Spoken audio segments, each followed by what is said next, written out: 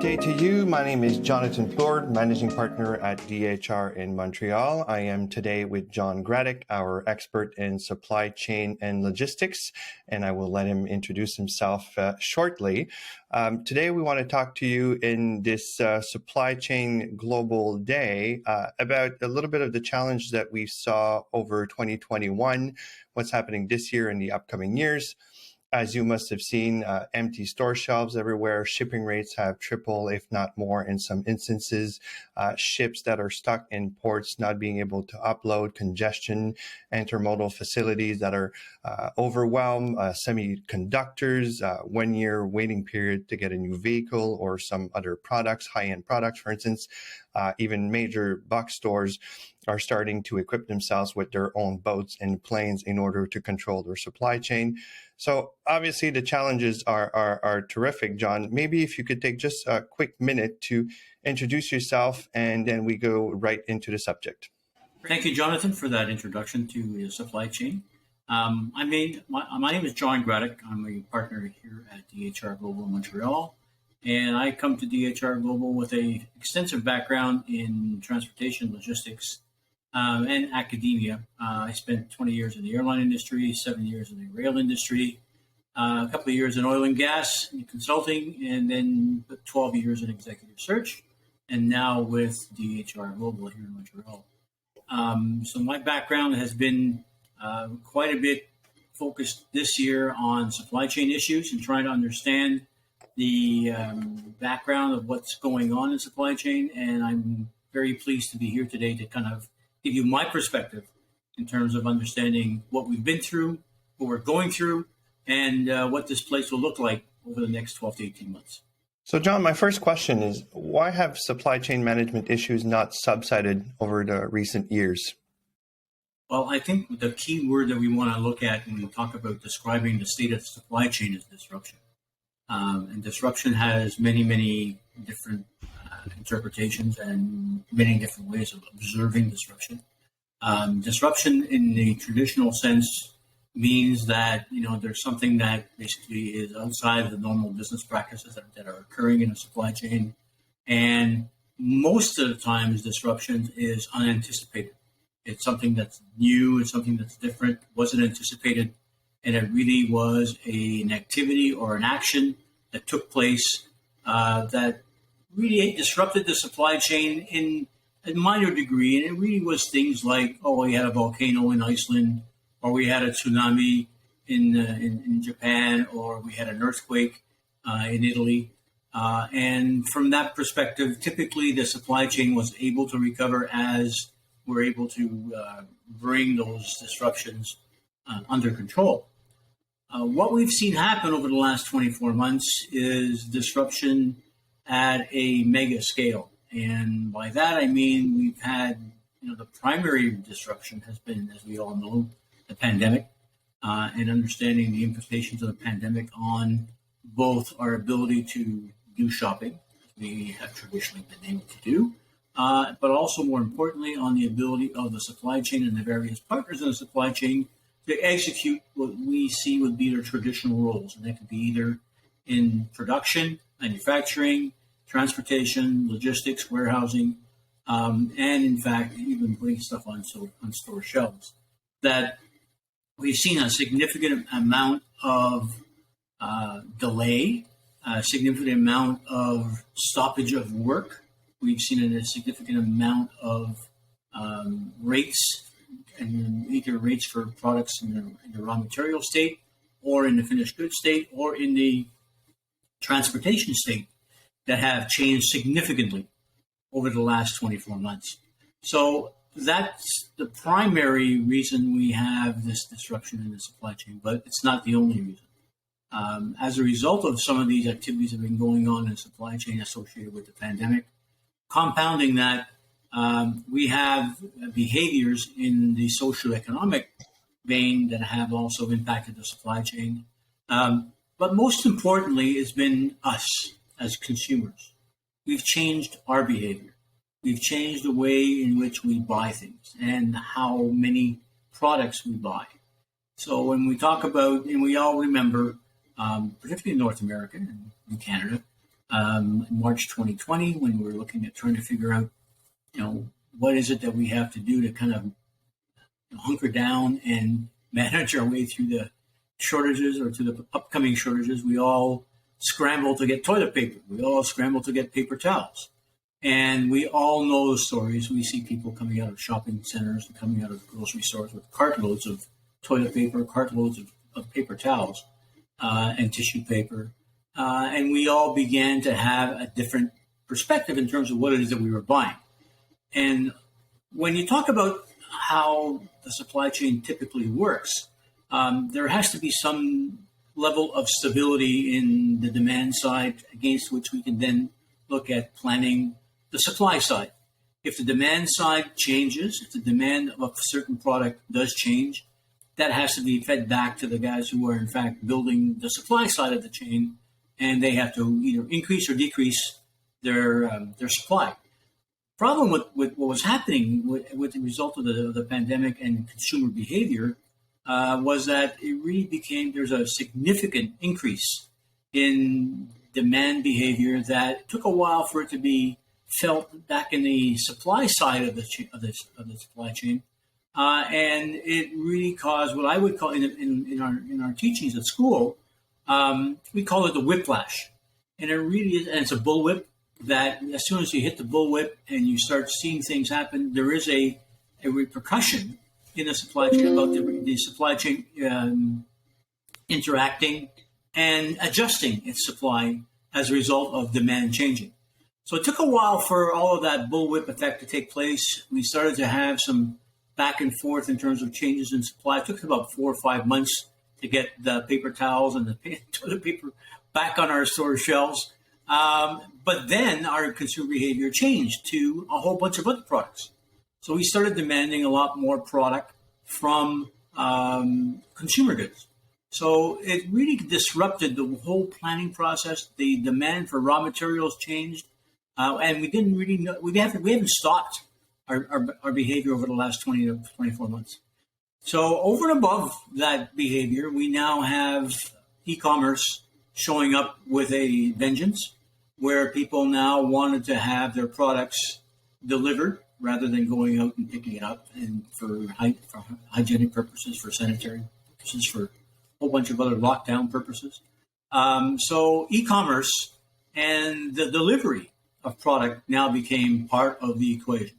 So that e-commerce side and a personal delivery and the demand for personal delivery and the rise of things like 2-day shipping, same-day shipping, 2-hour shipping, were things that were being brought on board by various players in the supply chain logistics side of it to kind of differentiate themselves from the competition.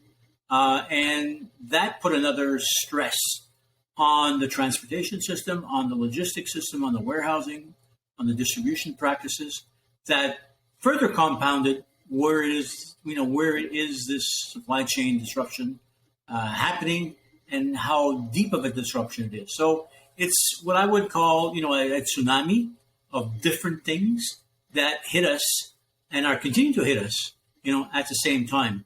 And I think that, we have a number of organizations have reacted very differently to this type of behavior.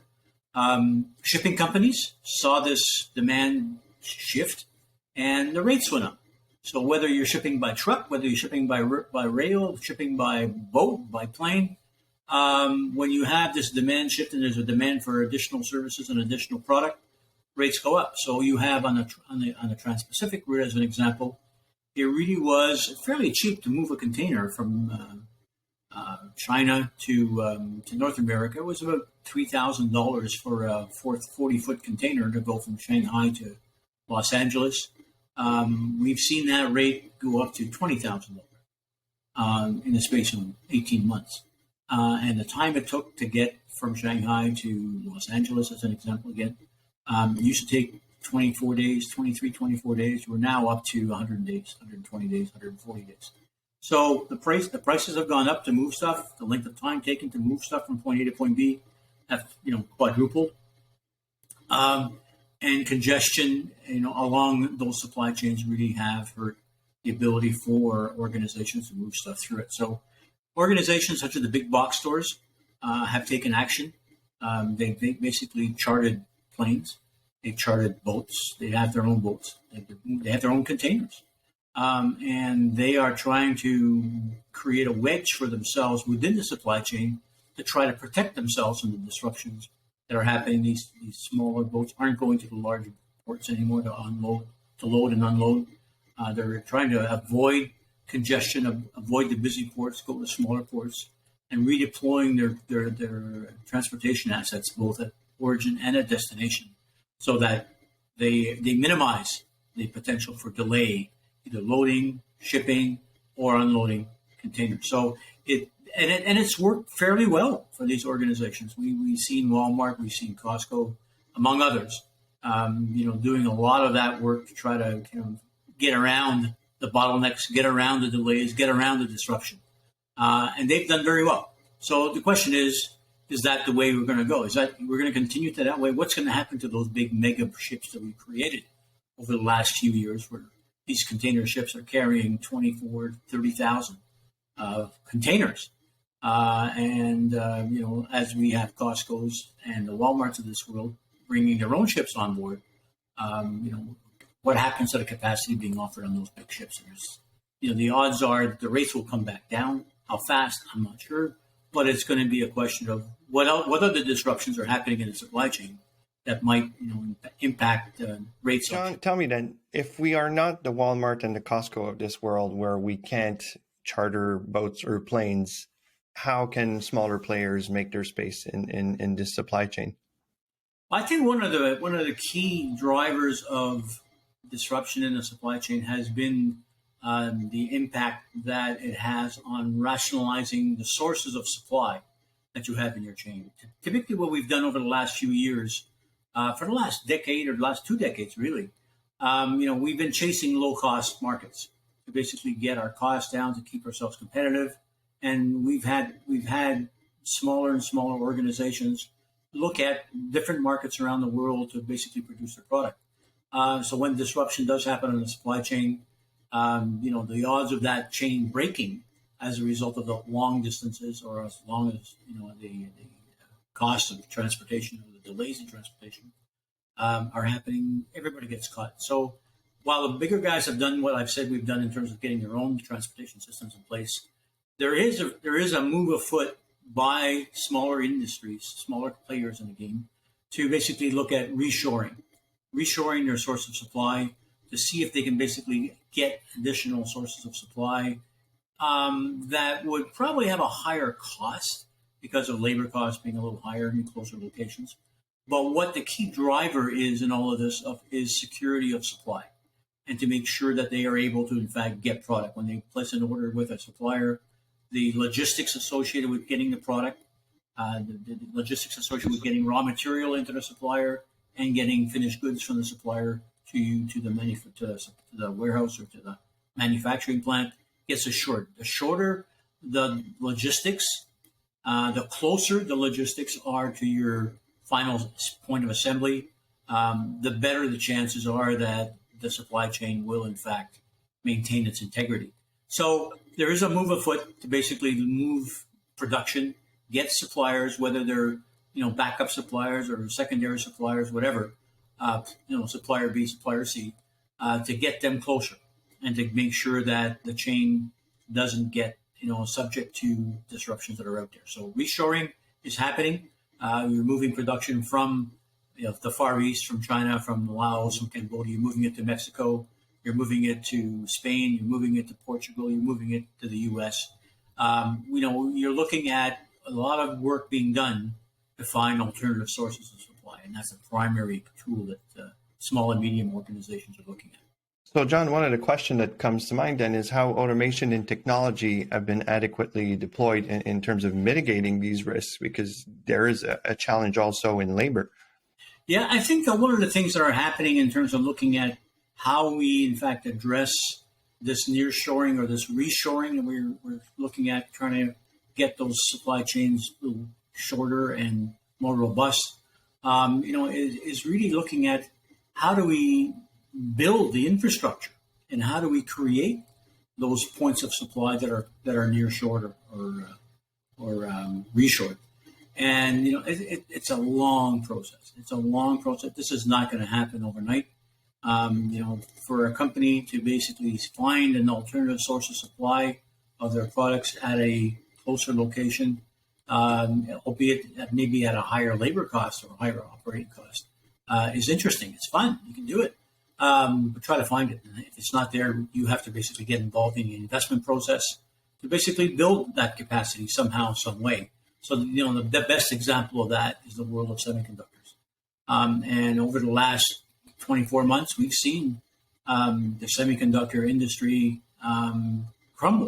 literally crumble, and have all kinds of disruption, all kinds of plant closures, all kinds of situations where you had logistics issues getting semiconductors out, and the ripple effect of that shortage really is felt in the consumer's mind every day. Whether you're looking at getting a laptop, whether you're getting a smartphone, whether you're getting a car that's got all of the technologies already built into it. Semiconductors are a key component of those products, and we're seeing semiconductors having a major impact in terms of the availability of consumer products. So the answer has been, and people are looking at it, is to build nearshore semiconductor manufacturing plants. And that is not a task that's easy. I think you even had to have governments involved with funding to really put it as a fundamental national security strategy to invest in what they would consider to be national security industries, and semiconductors is one of them. The U.S. government has put in, as an example, tens of billions of dollars, grants and subsidies and all kinds of incentives for semiconductor manufacturers to establish themselves in the U.S. So Intel is spending $20 or $30 billion building plants to bring semiconductor production nearshore, onshore. And unfortunately, that's years. It's going to take years for that to happen. It's going to take, construction, planning, staffing, all of those good things are going to be things that are going to be required in order for that strategy to be executed.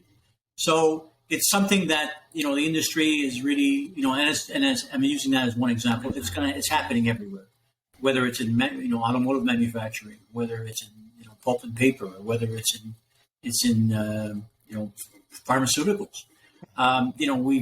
We've had a good ride over the last 30 years to basically move production into low-cost markets, and now we're basically saying, "Oops, we're having an issue with respect to the strength of the logistics side, of the transportation side, to make that happen effectively." So we're building up a bunch of plants locally. We're looking at trying to figure out, more warehouses to manage to bring more inventory. Not to look at just-in-time inventory as a way of looking at it.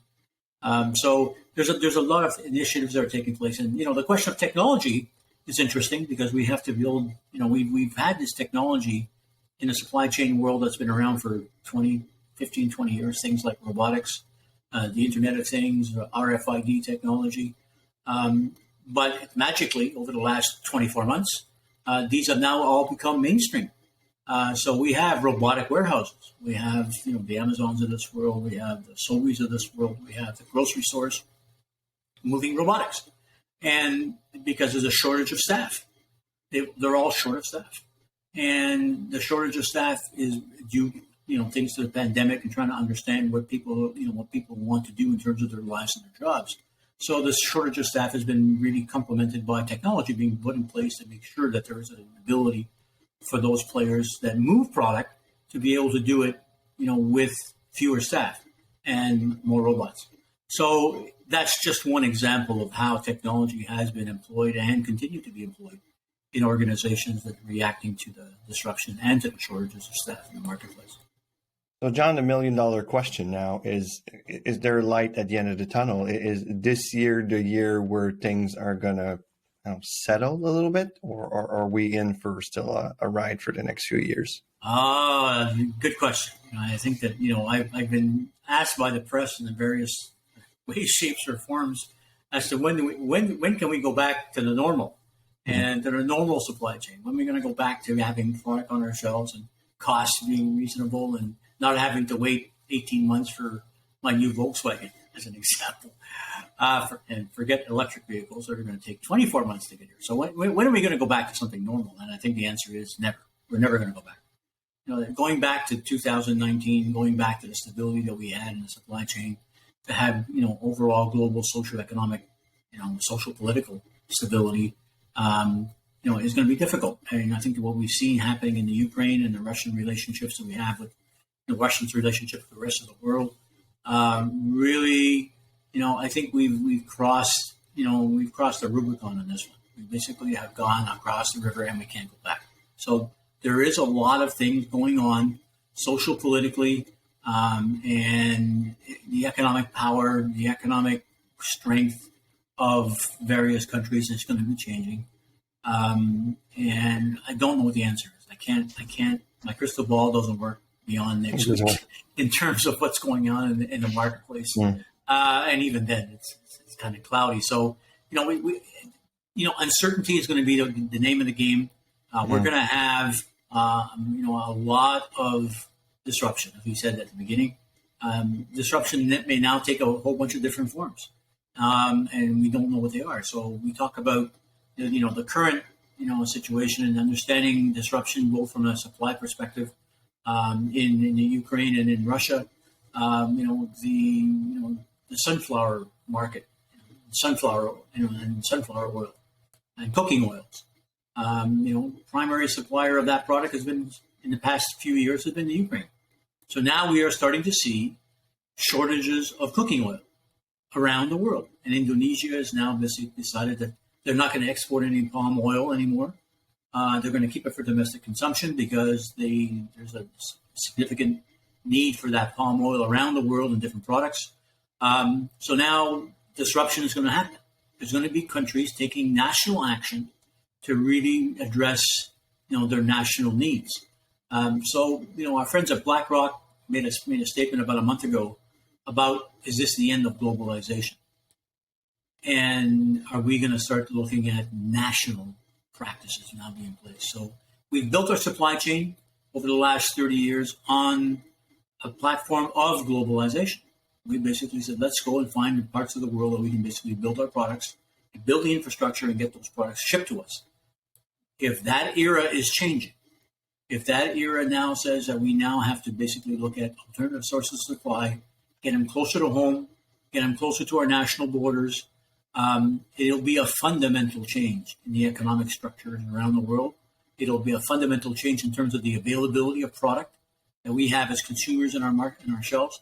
It'll fundamentally change the price of what we pay for our products. So, it's not going to go back. It's not going to go back to 2019. We just have to make sure that we are able to live with the concerns that we have about the way in which we buy. We're probably going to have to change our buying habits. We can't. We'll have to look at looking at products that are locally made, rather than looking at stuff that's coming in from from far afield. So it is going to be a cultural shift. It's going to be a socioeconomic shift. It'll be a society shift, really, in terms of who we are, what we do, and how we spend our money, and what products we buy.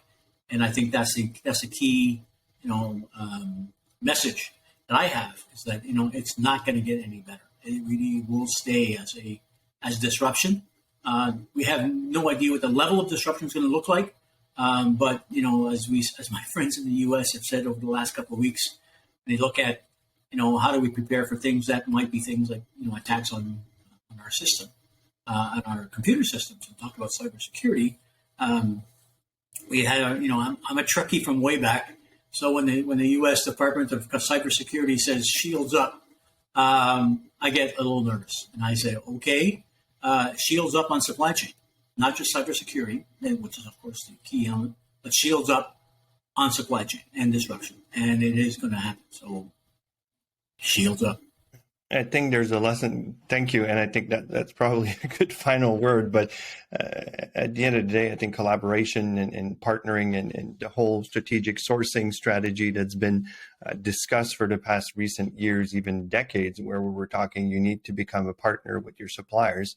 I think that's one of the things that will need to happen even more, and even in some cases with your competitors, in order to really work together to have a more local or at least regional economy for these kind of situation not to happen in the same with the same impact at the end of the day. Yeah, So and supply chains have got to be. There's three words I basically need to leave with you in terms of what such supply chains look like in the future. One, resilient. Make sure they're resilient. Make sure that they can and you react quickly. They have to be robust. That you can withstand failure, and you can withstand failure at multiple points at multiple times, and still make your supply chain work. And the third one is sustainability. I think sustainability, we can't ignore sustainability. We have to make sure that whatever we do, we have due regard for the impact it has on the environment and the impact it has on people and on society in general. And, sustainability is going to be a key driver to measuring, how well we do in terms of redesigning and re-implementing new measures in our supply chain. well said. Thank you for all these words of wisdom, John, and I wish you a very pleasant global supply chain management day. Thank you. Have a great day.